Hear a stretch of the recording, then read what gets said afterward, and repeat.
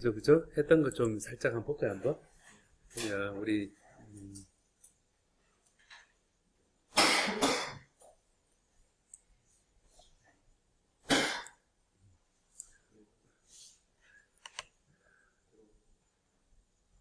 우리 전체적으로 전기전자 재료에 대해서, 금속과 절연체 두 가지 종류 했고, 그 다음에, 여기서 주로 저항과 축전지, 요래 했었죠, 그죠?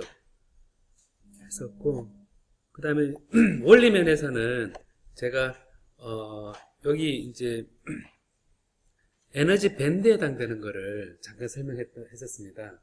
그 크로니 페니 모델이라고 특별히 있었죠, 그죠? 그 제가 전체 유도하진 않았지만 그 에너지 밴드가 왜 생기는지에 대해서 제가 설명을 했었고, 그게 양자역학의 기본 원리가 되거든요. 자, 그리고 했었고, 자, 두 번째 시간에, 우리가 어떻게 금속 반도체 절연체를 접근해야 되는가라고 했을 때, 금속에 대한 종류를 우리가 얘기를 했었죠, 그죠? 그죠? 금속에 대한 종류를 얘기했었고, 그리고 전기 전도도 하고, 요 전하 이동도 이러한 부분을 제가 설명을 했었습니다. 시그마는 N이 뮤, J는 시그마 E, 이런 식을 제가 잠깐 설명을 했었고, 요게 옴의 법칙이라고 그랬었죠, 그죠?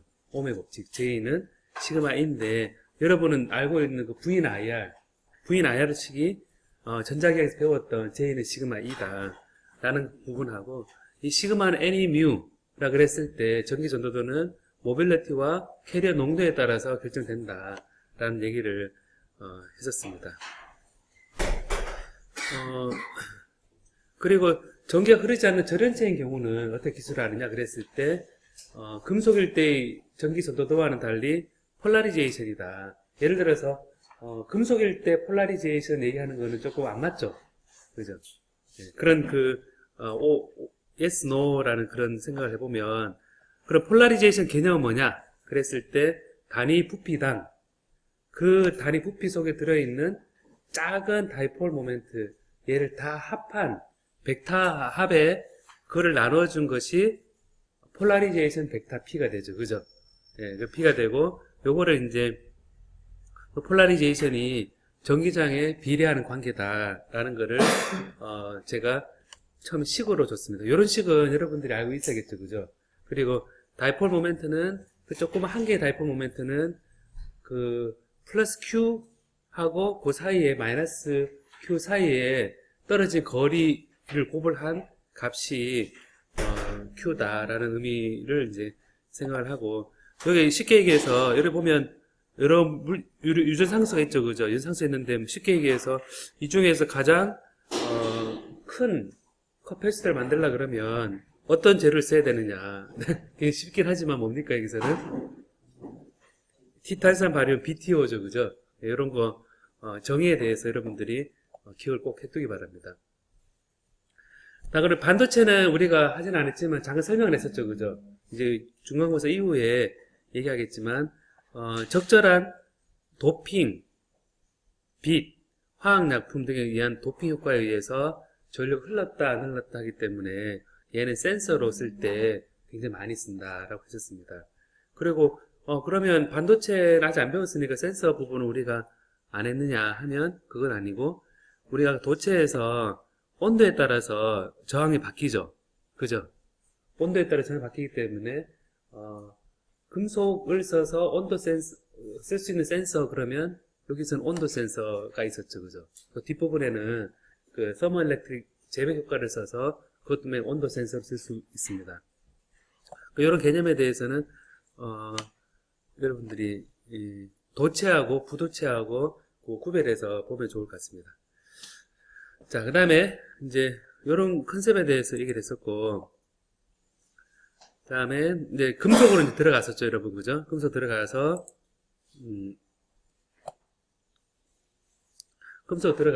전도 이론, 전도체 내에서 이러한 현상이다 그랬을 때, 이제 이 전도 이론에 대해서 요거를 프리 일렉트론 게스 모델로 전체적으로 랜덤하게 가서 다 0인데 전기장을 걸어주면 다 랜덤하게 움직이지만 평균적으로 한쪽 방향으로 된다. 그래서 이제 요런 그 식이 J는 시그마가 아까 n이 뮤라 그랬는데 거기서 시그마가 n분의 n 스퀘어 타우라는 요 식이 유도될 때 그리고 모빌리티가 n분의 2 타우라는 유도될 때 요런 그 식을 이용해서 유도되었다라는 거를 요런 거는 좀 볼 필요 있을 것 같습니다. 요 식.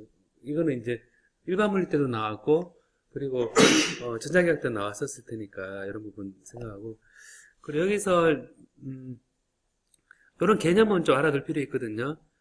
하나의 그 속도를 가진 게 아니라 이렇게 이 가우시안 분포로 어떤 속도가 정규 분포로 따르고 있어서 전체 평균은 0이지만 이게 랜덤하게 다 합쳐서 0이지만 얘가 전기를 걸어주면 시프트 한다 그랬었죠. 그죠? 전체적으로 이 가우시안 분포가 좀 시프트 해가지고 0이 아니라 약간의 평균을 가진다. 라는 것이 퀀텀 미케니컬 프리 일렉트론 케이스죠. 그죠? 평균적으로 이래 분포를 확률적 분포를 하는데 전체적으로 그 분포 밀도 함수가 요 평균보다 조금 커져서 전체적인 그런 속도를 한쪽 방향을 가진다라고 얘기하셨습니다. 그런 개념 얘기하고 그 다음에 이제 이 합금에 대해서 이제 이거는 우리 전기대 제로니까 생각했을 때 두 개가 섞여 있을 때 비전이 어떻게 되느냐라고 했을 때 이렇게 immiscibility하고 miscibility 두 가지로 나눴었죠. 그죠? 이 두 가지 차이가 뭐였냐면 immiscibility는 그냥 요 잘 섞여 있지 않는 거죠. 그죠? 이게 이제 그래서 이렇게 그레인으로 나눠져 있는 경우인데 이렇게 종류 A와 종류 B로 나눠져 있는데 얘의 immiscibility 잘 섞이지 않는 금속인 경우에 전체 저항은 A와 B에 대해서 어떻게 주어질 것이냐 이 말 묻는다 그러면 등가 모델로 두 개의 적절한 조합으로 직렬과 병렬에 해당하는 저항은 나눠진다. 이런 것들은 솔직히 그 단답형으로 내기도 좋죠. 그죠? immiscibility다, miscibility다. 이런 miscibility는 금속이 이렇게 그림에서 봤을 때 잘 섞여가지고 골고루 섞여 있는 상태인데 얘의 비장은 저는 보는 노드 하임의 룰에 따라서 골드하고 그다음에 실버를 딱 섞었을 때 골드하고 실버를 섞으면 이게 처음에는 요 비전이 작다가 또 양쪽은 다 작은데 적절히 중간 값은 이렇게 어떤 그래프를 그리죠. 그죠? 그죠? 요 그래프를 가지고 있는 노드 함수에 따라서 요 함수식에 따라서 이렇게 하나의 요 비저항과 다른 거의 비저항을 각각 상대적 비를 곱을하고 이 곱을한 것에 상수를 곱을한 값인데 이 상수는 요 중간에 2차식처럼 나타나게 되죠. 그 다음에 이제 어떤 그 구리하고 그다음 금 같은 경우는 이런 그래프를 따르긴 하지만 중간중간에 이렇게 이상하게 나타나는 게 있죠. 요거는 왜 그러냐면 이게 잘 섞여 있다가 어느 순간 갑자기 상이 단계상 들어오는 거예요. 어디였지? 단계 들어와서 이렇게 연속적인 상이 되지 않고 잘 섞이는 게 아니라 중간에 갑자기 싹 모이는 거죠. 이렇게 모여서 어떤 결정 구조를 착 가져버리는 거죠. 그래서 미서빌리티에서 노드 하임 룰에 따라서 여기에 글을 따지긴 하지만 어떤 특정한 금속의 경우는 이걸 외울 필요는 없습니다. CU, AU가 그렇다라고 얘기할 필요는 없고 이렇게 중간에 B1A, BA라는 상이 생기기 때문에 각각 여기서까지 중간에 비장이 결정된다라는 거를 우리가 배웠죠. 그죠? 그래서 금속인 경우에 잘 섞어서 생각하는 거를 우리가 볼 필요가 있고 그 다음에 이제 비금속 전도체에 대해서 잠깐 설명을 했었죠. 그죠? 또 금속은 아닌데 전기가 통하는 어떤 재료들이 있다면 플라스틱, 전기가 통하는 플라스틱가 있고 여기 피겨 오브 메리트라는 정의가 있었죠. 그죠? 금속에 무게 분의 전기 전도도인데 이게 피겨 오브 메리트에서 전기 전도도가 좋으면 좋을수록 얘가 금속 전기를 잘 통하는데 보통 금속은 무겁기 때문에 피겨 오브 메리트가 좀 낮아지게 되는데 플라스틱은 가벼우니까 피겨 오브 메리트가 되게 크죠. 그죠? 그래 좋은 전기 전도체로서의 금속은 뭐냐 그러면 전기 전도도와 비중 나눠준 거죠, 그죠? 그 다음에 투명한 전도체 이게 되게 중요하다 그랬죠, 그죠? 투명한 전도체는 어디에 쓰이느냐? 다음 주 투명한 전도체에 쓰이는 게 뭐냐? 이렇게 되면 여러분 어떤 게 있어요? LCD에 여기에 터치패드 같은 거, 휴대폰 터치패드 같은 것들이 이제 전기 통화하는데 제가 이 원리에 대해서 얘기를 했었죠, 그죠?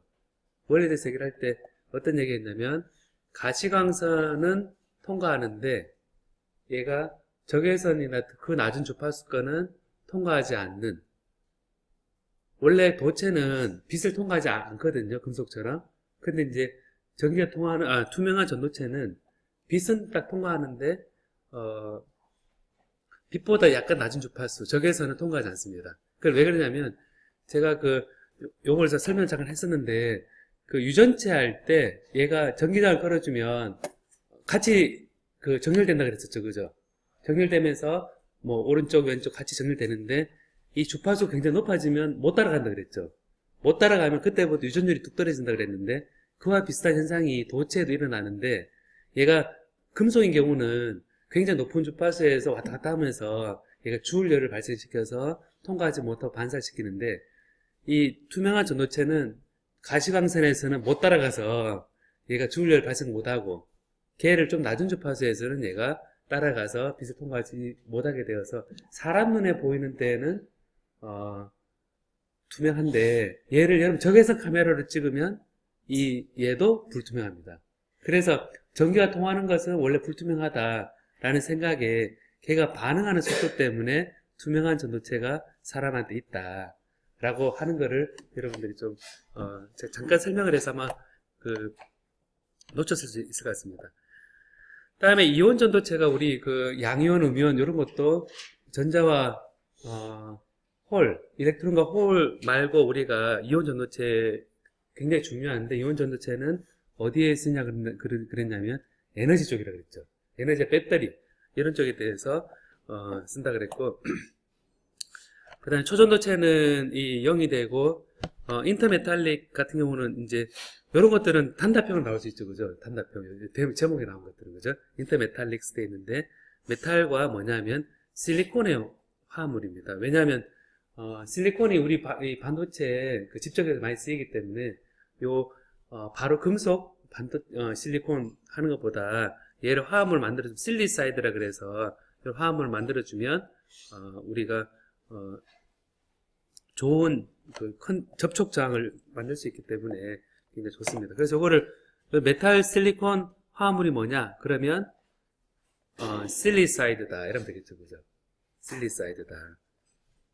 메탈 실리콘 화합물은 실리사이드고 메탈과 다른 수소나 질소나 실리콘이나 이런 걸로 다른 원소와 결합된 금속과 다른 원소가 결합되어 있는 게 뭐냐? 그건 인터메탈릭이죠. 그죠? 네. 그러니까 비금속 전도체에 대해서 우리가 좀 봤었고요. 자, 그 강의 자료만 먼저 한번 쭉 보고 노트 필기 잠깐 볼게요. 네, 노트 필기는 주로 제가 유도한 것을 주로 했기 때문에 이걸 먼저 볼게요. 자, 여기서도 되게 중요한 부분이었는데 금속이 아까 자유전자 모델, 양자 자유전자 모델, 그까지 제가 전기 전도도와 그리고 모빌리티 나오는 것에 대한 그걸 봤는데 규칙적인 전자 결정 구조 안에서는 전자가 어떤 상태냐. 그래서 이게 결정 내에서 전자가 크로니 페니 모델이다라는 거죠, 그죠? 그럼 여러분들이 크로니 페니 모델이라는 게 뭐냐? 그렇게 정성적으로 얘기하게 되면 어떻게 얘기할 수 있겠습니까? 크로니 페니 모델은 뭐냐? 그러면 이런 건 잠깐 간략하게 쓸 수 있지, 말로. 뭐냐면 규칙적인 에너지 우물 속에 전자가 들어있을 때 이 전자가 띄엄띄엄한 에너지를 가질 수 있다는 것을 유도한 모델이다.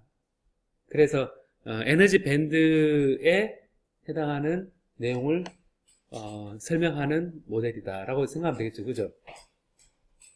그리고 이 규칙적 에너지 우물이 뭐냐 그러면 이게 이제 원자 배열이 결정 구조에서 규칙적인 것과 같은 얘기죠, 그죠? 그래서 이 얘기를 한 이유는 우리가 원자들의 모임인 결정 구조 속에 그것도 금속이고 알루미늄이 이런 것들인데 그 속에 전자 딱 들어가 있으면 얘가 왜 에너지 밴드를 따라가느냐 하면 원자들이 규칙적으로 배열되어 있는 그 자체만으로도 이 전자는 띄엄띄엄 에너지를 가진다는 겁니다. 이게 굉장히 중요했었죠, 그죠, 여러분?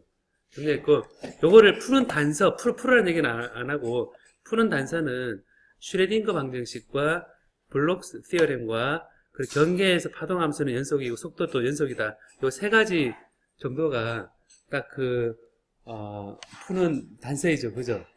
단서 이런 거는 객관식으로 내기도 좋다고, 그죠? 딱 세 개니까 또 아닌 것은 뭐냐 이러면 딱 내기 좋다, 그죠? 예, 뭐 그런 이런 내용적인 부분, 예, 이렇게 알고, 요거를 이제 제가 사실은 그 수업 시간에 요거를 유도 이래 하긴 했었는데 공책 필기는 좀 따보고요. 다음에 자, 금속 내에 있는 전자와 박돼 있는데 자, 규칙적인 결정 구조 내에 있는 전자가 나올 때 어떻게 되느냐라는 게 이제 제가 이 크로니 페니 모델의 결과식이 이거죠, 여러분. 제가 정리한 요거죠, 그죠? 코사인 KD는 코사인 K1A 코시 카파 B 많이 되는데 이 의미에 대해서 한번 생각을 해보면 좋겠거든요. 이 식 자체, 유도도 그렇지만 이 의미에 대해서 제가 설명을 하면 잘 들어요. 이 K는 우리가 파동에서 얘기하는 우리 입자의 파동설, 우리 입자설과 파동설이 빛도 그죠? 있는데 양자역학적인 거는 아까 이 전자가 안에 있다라는 의미를 그 전자를 파동으로 생각했을 때의 웨이브 넘버가 K거든요. 그래서 제일 중요한 거는 K가 제일 중요합니다.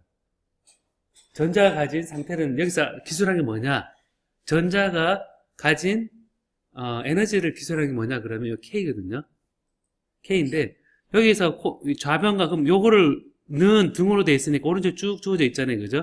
오른쪽에 주어져 있는 거는 뭐냐면 여기서 보면 에너지 우물 이게 이제 규칙적으로 되어 있는데 규칙적으로 되어 있는 요 레티스 컨스턴트라는 격자 상수 하고 그리고 우물이니까 여기에 이제 요 우물 요 높이 있죠, 요 높이에 대한 정보하고 그리고 우물 에너지 배리어와 여기 안에 들어있는 것에 요 1대1이냐 2대1이냐 이런 거 있죠, 그죠? 요게 이 오른쪽 정보에 다 들어가 있는 거죠. 다 들어가 있는데 예를 들어서 K1이다. K1은 일로 오른쪽 보면 하바 제곱 EM E 돼 있으니까 얘는 이제 요 상수고 상수인데 E는 요 전자 가진 에너지인 거죠, 그죠?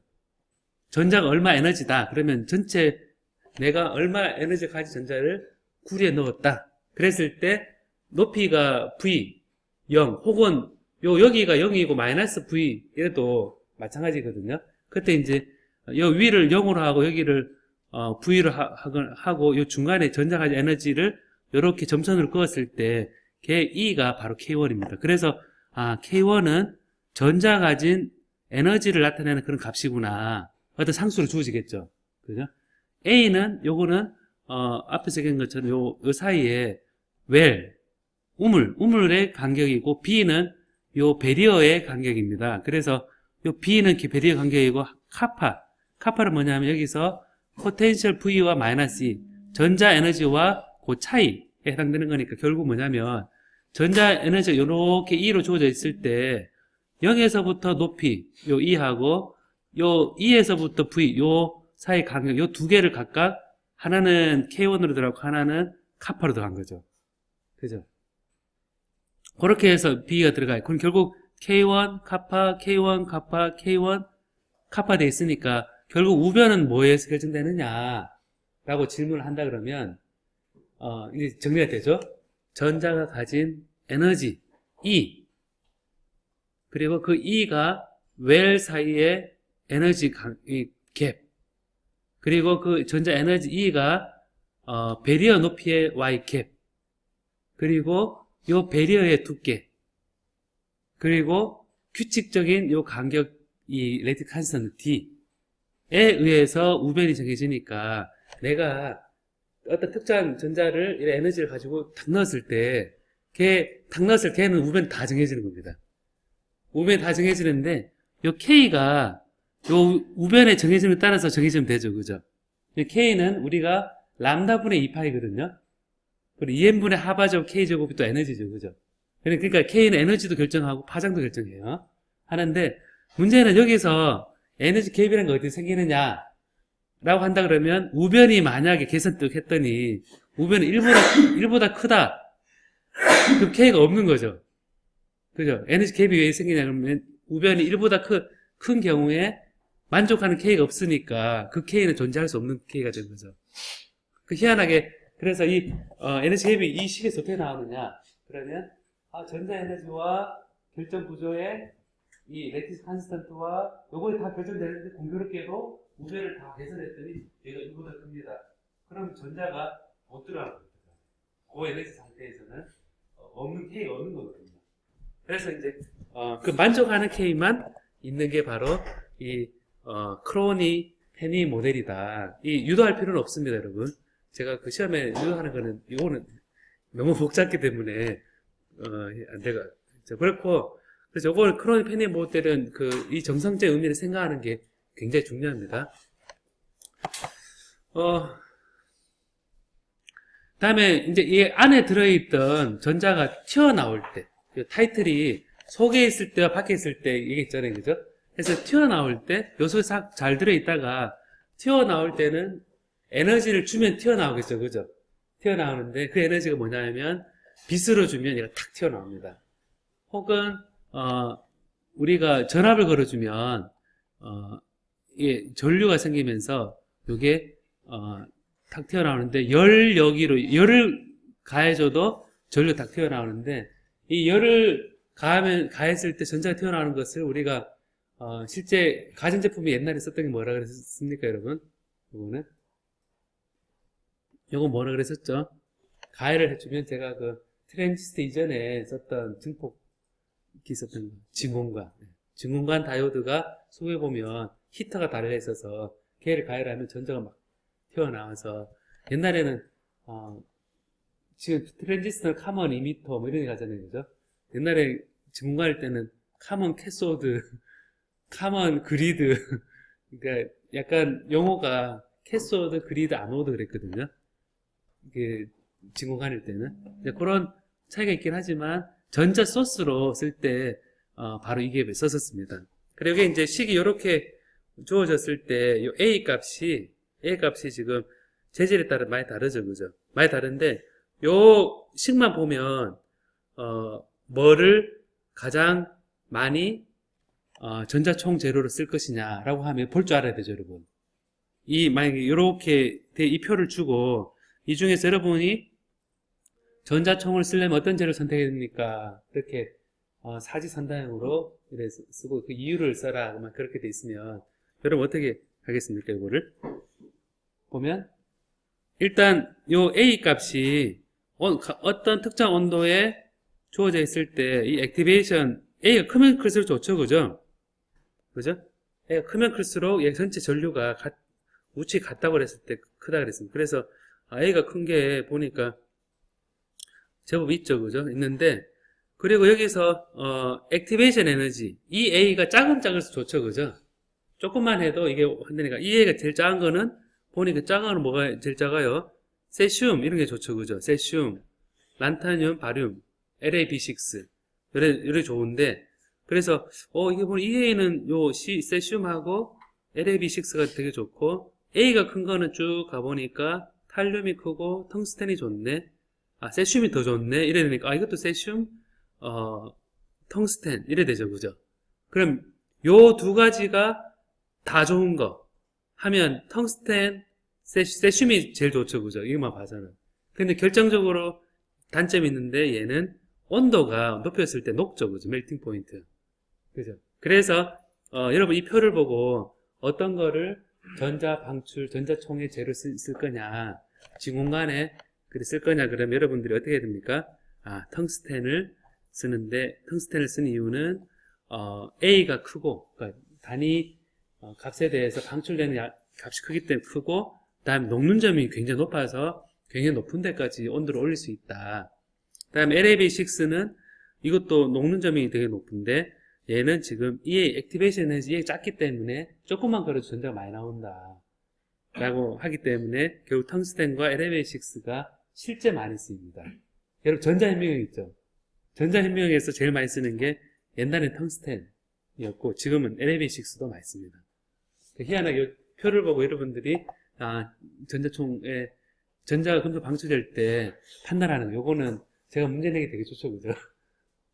딱 봐도 문제 나올 것 같지 않아요, 이거는? 예, 문제가 많죠, 이거는. 그 다음에 전자가 금속이 빠져나올 때 방금 온도를 올려서 빠지는 방법이 있고요. 그 다음에 또 어떤 게 있냐면 터널링에 의해서 나올 수도 있거든요. 터널링에 나올 수 있는데 이것도 문제 내기 좋죠. 전자가 금속에서 빠져나올 때 뭐에 의해서 나올 수 있느냐, 연력이 방출과 터널링과 진공으로 뺄 수 있다. 이렇게 하면 그러니까 펌핑하면 빠진다. 이렇게 하면 그게 이제 잘못된 거죠, 그죠? 잘못됐는데 터널링, 이게 끝이 뾰족하게 만들어서 하면 여기에 전기장이 집중되어서 피레층과 같이 여기에 그 전자 팍 튀어나오는데 이 필드 이미션이라 그래서 온도에 무관하고 나노메타 정도의 공률을 가지고 있고 수볼트에서도 이 터널링이 양자역학 현상이니까 팍 튀어나올 수 있습니다. 그래서 이런 게 전자 금속이 빠져나오는 그런 효과라 그랬죠. 이게 이제 활용이 전자현미경 그리고 이런 뾰족하게 만든 이게 이제 되고 텅스텐, LAB6 다 있죠, 그죠? 아까 했던 거 그거 다 있죠, 그죠? 그래 지난번에 이게 그 진공관으로 되는 이 진공관에서 히터가 지금 히터가 표현이 요 밑에 이게 히터거든요, 이게 여기 히터입니다. 열전자 방출하는 거. 요걸 보여주고 자 요래 삼각형 표현된 것으로 재료로 적당한 것은 문제를 복합적으로 했어요. 말로 표현 안 하고 여기 진공관 회로다. 여기서 요 전류를 좀 많이 전자를 많이 공급하려 그러면 요 재료를 뭐로 하면 좋겠습니까? 거꾸로 이게 전자 방출을 안 하고 그걸 바꿔서 해가면 여러분 아까 LAB6하고 텅스텐 이렇게 하면 되겠죠, 그죠? 네. 여기 이제 그 결정 구조 내에서 우리가 전자 있을 때 얘기했던 그 다음에 열전기 결정 구조 이래 돼 있는데 보면 우리가 열에 대한 특성도 되게 중요하다 그랬죠, 그죠? 열인데 열이란 거가 전기하고 연결되어 있는데 지난번 우리가 아이디어를 내보니까 재배 효과가 많이 있었죠, 그죠? 온도차가 있는데 이 온도차는 재배 코에피션트는 뭐냐 그랬을 때 요 그레디언트 V는 얘가 E 필드니까 전기장이니까 거기 비례상수는 시그마고 요 전기장이 생기는데 이 일렉트로모티브 포스의 온도 그레디언트에 대해서 요 비례상수가 바로 재배 효과죠. 그죠? 그래서 요게 온도차를 줬을 때 전기장이 생기는 걸 뭐라 그러느냐, 그를 무슨 효과라 그러느냐, 그럼 재백 이펙트다. 그죠? 이런 것들은 그 다음에 거꾸로 요게 많이 헷갈려 하는 거거든요. 시험 이게 예전에 보니까 자격증 시험 같은 거 있죠. 전기기사, 전자기사 이런 거 할 때 보면 여러 문제들이 나오는데 펠티어 이펙트 이런 게 나오는데 이 펠티어 이펙트하고 재백 이펙트는 서로 반대죠. 요걸 헷갈리지 말고 재백 이펙트는 펠티어 효과는 전기로부터 온도차를 주는 거거든요. 그래서 냉장고 작은 화장품 냉장고나 소형 냉장고를 만드는 순간 냉각기 이런 것들 할 때는 전기를 줘서 온도차를 만드는 펠티어 효과다 라고 얘기를 하면 되겠죠. 그 다음에 이제 열은 어떻게 전달되느냐 그러면 얘는 이제 결정 구조가 막 떨면서 운동 에너지가 전달되기 때문에 열전도가 일어난다 라고 했었습니다. 요거 헷갈리지 마요. 재백 이펙트는 온도차 줬을 때 전기장 생기는 거고 펠티어 효과는 전기장을 걸어줘서 전류를 흘려줄 때 온도차가 생기는 거고 그거는 반대로 하면 안 됩니다. 그런 이제 결정 구조에서 우리가 이제 열이란 것은 여기서 전자가 실제 이동해서 그 에너지를 전달해도 열 전도가 되고 그 다음에 전자는 이동하지 않는데 결정이 막 떨면서 떠는 진동 에너지가 전달돼도 열이 전달되는 거. 그 얘기를 했었죠. 그죠? 두 가지 경로가 있다. 그래서 이 결정에 대한 얘기가 처음 나와가지고 그럼 결정은 어떻게 배치되어 있느냐라고 했을 때 보면 결정 구조는 뭐와 뭐로 이루어졌다. 그렇게 여러분한테 크리스탈은 뭐와 뭐로 뭐와 뭐의 합이냐 그러면 레티스와 베이시스의 합입니다. 이렇게 얘기를 했겠죠. 레티스는 가상의 규칙적인 점을 얘기하고 베이시스는 실제 거기에 어떤 게 채우는가라는 게 베이시스거든요. 그래서 레티스는 가상의 거라 그래서 가상으로 이 규칙적인 모양을 뭐라고 하냐면 3차원에서 이제 브라바이스 레티스라는 이름으로 따라해볼래요? 브라바이스 레티스. 브라바이스 레티스라는 사람이 아니고 브라바이스 레티스라는 그런 개념을 만들었어요. 그게 규칙적으로 전 공간을 채울 수 있는 단위가 뭐냐 다 구별을 해보니까 얘가 2차원에서는 5개가 있더라. 규칙적인 모양이 3차원에서는 14개가 있더라 라고 얘기를 하거든요. 2차원에서는 5개 3차원에서는 14개인데 여기서 이 숫자는 외울 필요 없습니다. 외울 필요 없고 여기서 보면 몇 가지 있죠. 그죠? 모노클로닉, 올손빅, 헥사고널, 테트라고널, 모노클리닉 뭐 되는데 5개 2차원에서 돼 있는데 여기 이제 이거를 처음 출발이 그 개념만 알아도 일단은 보면 이거 외울 필요는 없습니다. 큐빅 처음 출발이 항상 머릿속에 정육면체 정사각형 정육면체 3차원에서 해보면 얘를 하나씩 찌그려 나가는 거다. 그래서 3차원에서 찌그려 나가서 전체를 공간을 치울 수 있는 게 14개라는 얘기거든요. 보면 이제 찌그려 나가는데 그러면 이제 큐빅이다. 큐빅에서 한쪽을 길게 하게 되면 요 테트라고널 한쪽으로 쭉 길어진 거죠. 그죠? 우리 테트라팩 그러잖아요.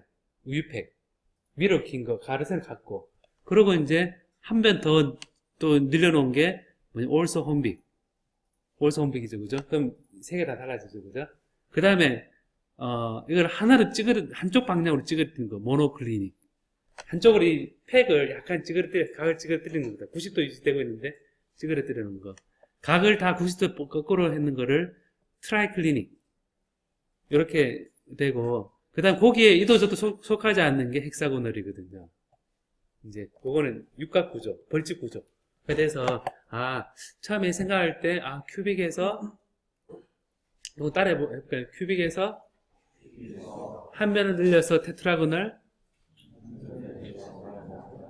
또 두 변을 늘려서 올소홈빅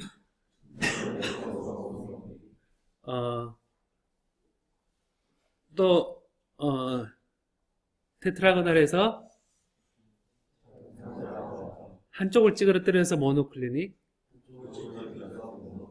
다 찌그러뜨려서 트라이클리닉